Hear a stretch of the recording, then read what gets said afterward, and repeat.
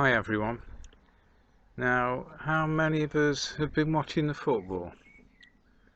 I had to mention it to be fair, didn't I?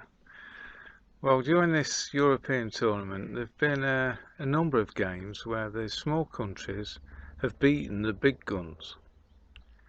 The biggest shock was probably when Switzerland beat the current world champions France.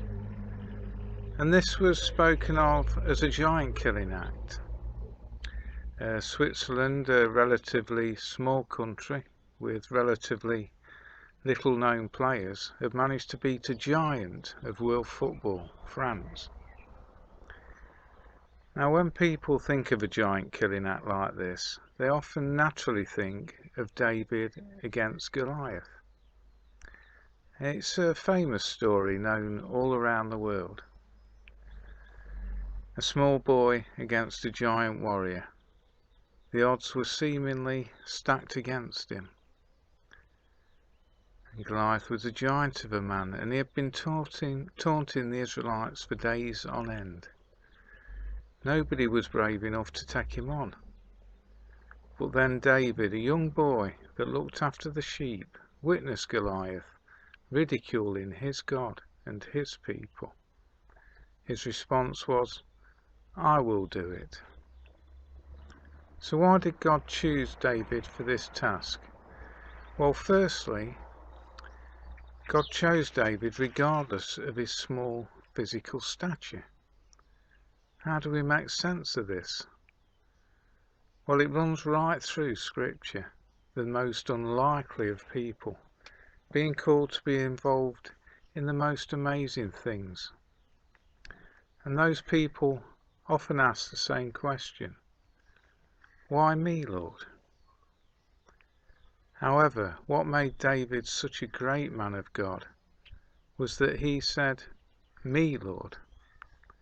He had faith in the reality of God's strength. When God does something really amazing, one of the most important things is that people see that it is His power at work. In the story of David and Goliath, it was clear that God had defeated the Philistine warrior. Had Goliath been matched against somebody big, strong and well armoured, it would have been less clear. So then, God often uses the weak and apparently hopeless people through which to channel His power. But alongside that, David was chosen because he had faith. It seemed obvious to David that the God that had parted the Red Sea and led the Israelites to the Promised Land and performed countless miracles in the past wouldn't allow him to be defeated. Whilst out tending the sheep, David had fought off and killed bears and lions. He had previous experience of doing amazing things in God's strength. David had faith not in himself, but in his God. Now, there are some big churches out there today with some great pastors, talented worship groups and very able church members. And may God bless them in all that they do. However, if we go on what we read in Scripture, it seems that the most likely to be chosen to manifest the amazing power of God could be us, as weak as we are in our own strength. There were some big soldiers in the Israelite army, seasoned warriors, but they had weighed it up in a worldly way.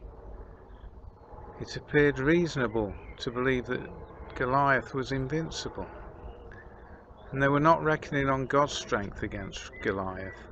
They only saw it through worldly eyes, whereas David saw the contest through the spiritual. Could we do great things for God at our little church here in Kegworth?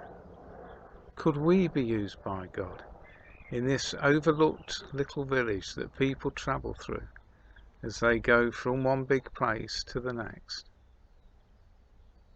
Here at this little church in this small place, we fulfill all the criteria to be used by God. There is no limit to what we can do in His strength. And the same can be said of us as individuals. And I can tell you something that to me is both exciting and amazing. Whatever reason you can think of, reasons why God is unlikely to use you, those reasons actually qualify you. 2 Corinthians chapter 1 verses 27 to 28. Brothers and sisters, think of what you were when you were called. Not many of you were wise by human standards. Not many were influential. Not many were of noble birth. But God chose the foolish of the world to shame the wise. God chose the weak things of the world to shame the strong.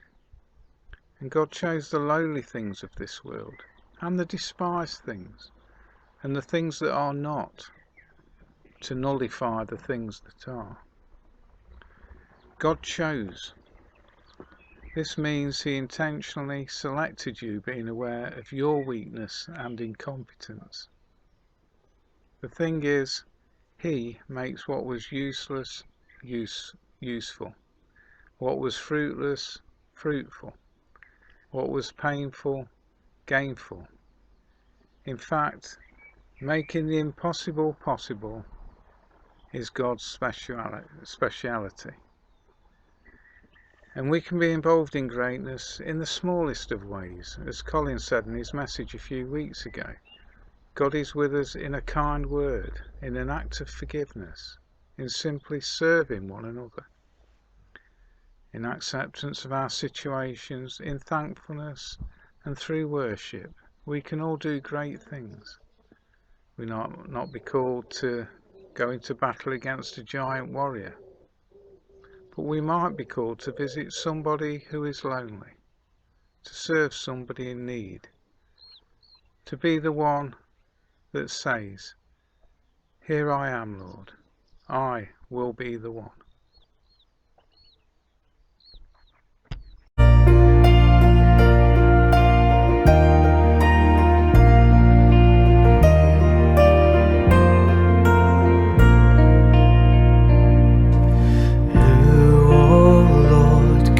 Save themselves, their own soul could heal.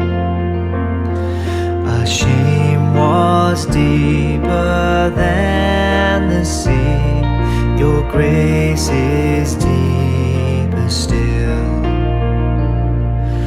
Who, oh Lord, could save themselves, their own soul could heal. Our shame was deeper than the sea, your grace is deeper still. You alone can rescue, you alone can save, you alone can lift us from the grave. You came down to find us, let us out of death. To you alone belongs the highest praise.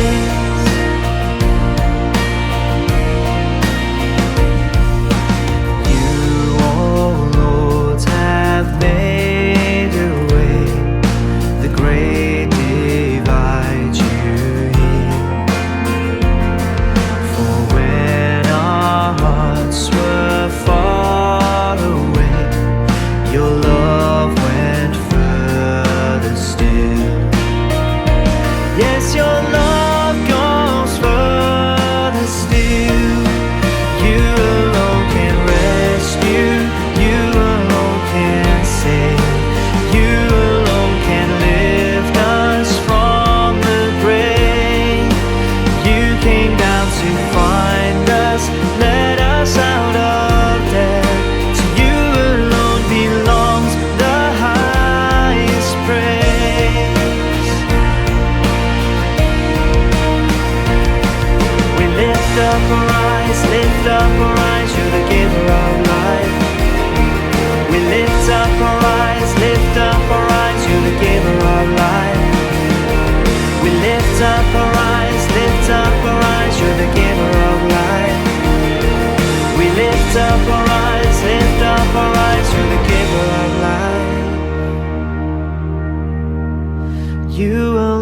can rescue, you alone can save, you alone can lift us from the grave. You came down to find us, let us out of death. To you alone belongs the highest praise. To you alone belongs the highest praise.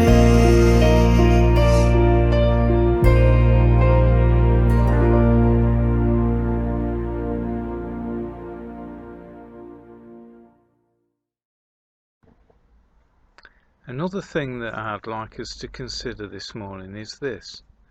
What are the Goliaths in our lives today? We all have them at different times in our lives. There are a lot of Goliaths prowling about in people's lives at the present time, ridiculing our God, challenging us to take them on. Now, Goliath relied upon fear. That was his main tactic. The devil works in the same way. Jesus said many times, "Do not be anxious." You might think, how could I not be anxious when I have these Goliaths in my life? How could I not be demoralized like Saul's army? How could I not be fearful? Well, let's look at the example of David. If David had gone in against Goliath relying upon his own strength alone, there would have been only one winner. But we can almost pity Goliath, as it turns out. Almost. Because Goliath versus David and God is a totally unfair contest. The moment that David put his trust in God and decided to stand against Goliath, at that moment Goliath was defeated. As soon as we put our trust in God regarding the Goliaths in our lives, it's no longer a contest. We don't have to wait for it to play out before we celebrate the victory. Hebrews chapter 10 verse 19. But we do not belong to those who shrink back and are destroyed, but to those who have faith and are saved. And Hebrews chapter 11 verse 1. Now faith is the assurance of things hoped for, the conviction of things not seen. Let's put our faith in God against our Goliaths. We may feel as though we are walking through the wilderness at times, but our God will see us through.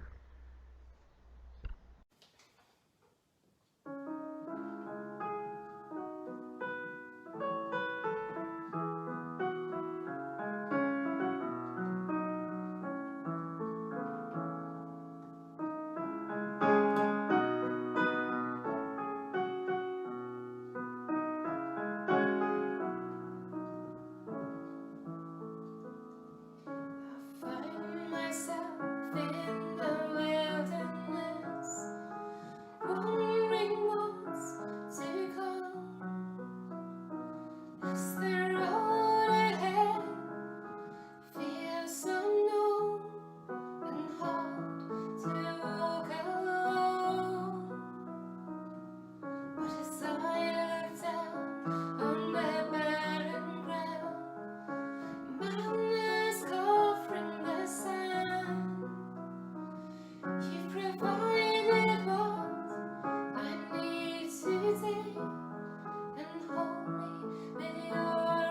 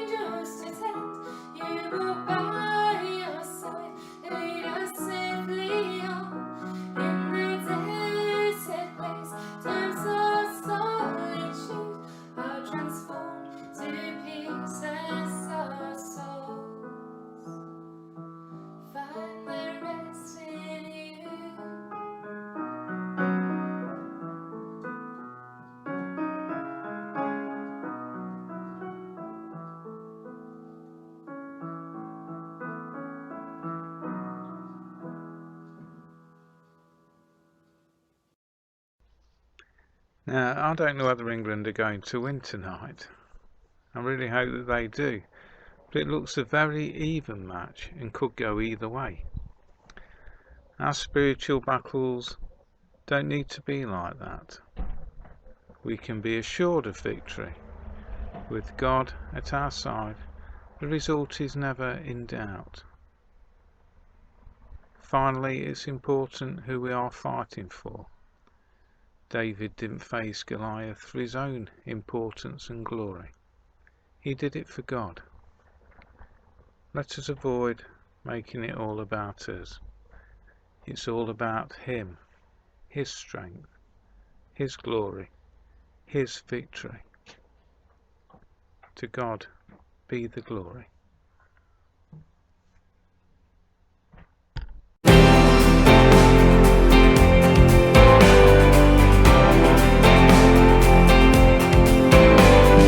Thine be the glory, risen, conquering Son. Endless is the victory thou, O death, hast won. Angels in bright raiment rolled the stone away, kept their folded grave close where thy body lay. Thine be the glory, risen, conquering Son. Endless is the victory thou, O death, hast won.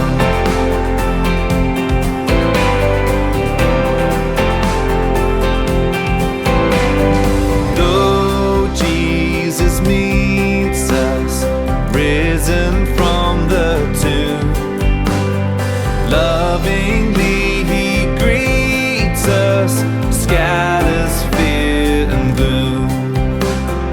Let the church with gladness hymns of triumph sing. For her Lord now liveth, death hath lost its sting. Thine be the glory, risen, conquering Son. Endless is the victory thou, O death, hast won.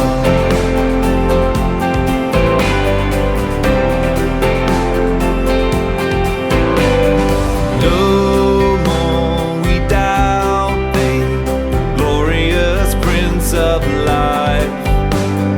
Life is no